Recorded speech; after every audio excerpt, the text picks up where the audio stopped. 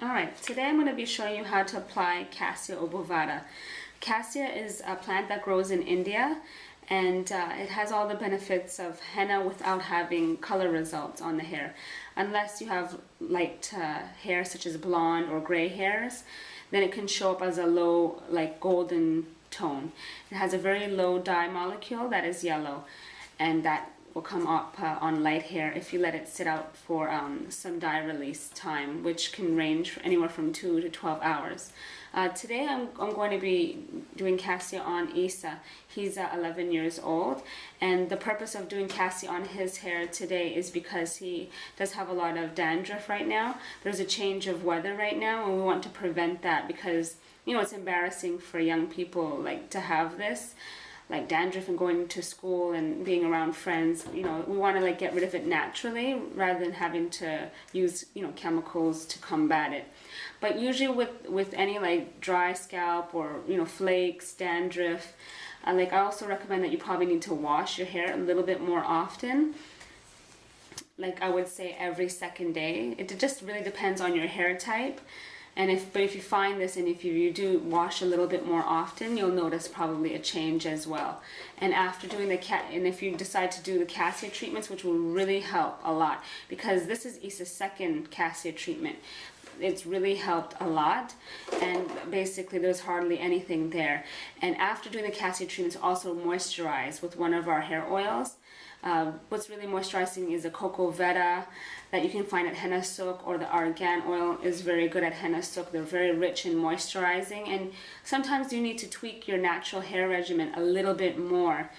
You know, when the weather changes, it's just normal, and that you'll notice a few differences happening, and that's why. So we mix the Cassia, and I've let the Cassia sit for about 20 minutes. About 20-30 minutes actually. Here it is, it's ready. This is my Cassia all ready. This is the consistency you want it to be, a little bit thick. And you can watch our general recipe for mixing Cassia Obovata, because you just need to keep the recipe rather simple. You can add essential oils if you like to, especially maybe if you don't like either the scent of the Cassia, or if you want beneficial, you know, essential oils to be in your hair. So you could use a hair dye brush as well. And because Isa's hair is so short, there's not much parting needed. So I usually just lather it on. For this demonstration, I'm going to be using, you know, my hands to do that. So I just like apply some. Put this over here. I like to apply it and rub it through.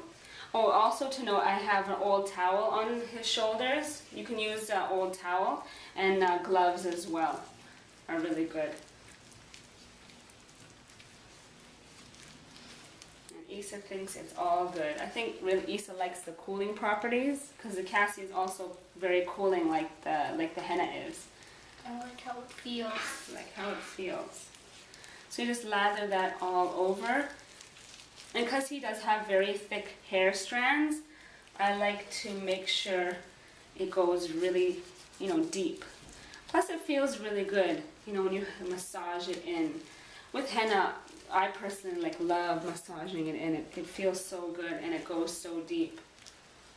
Let's just try to get all like the areas. It's not like henna that it'll like stain the sides of your scalp.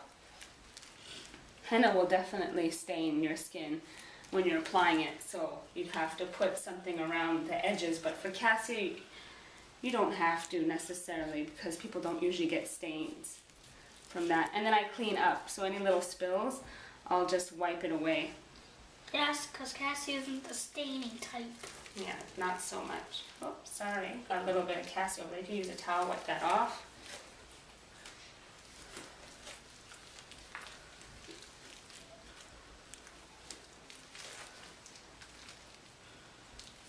You can also use the Cassia to take care of lice. Yeah, that's right. That's a good point.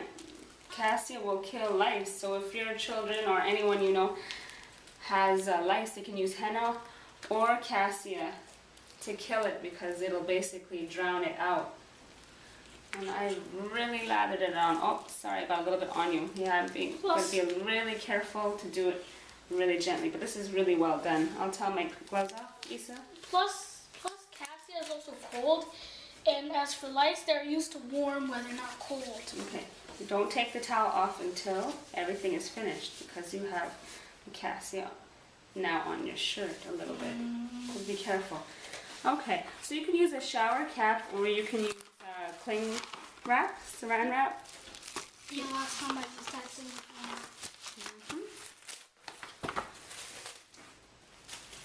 And then I'll start at the back, right at the base, around the ears, and wrap like this.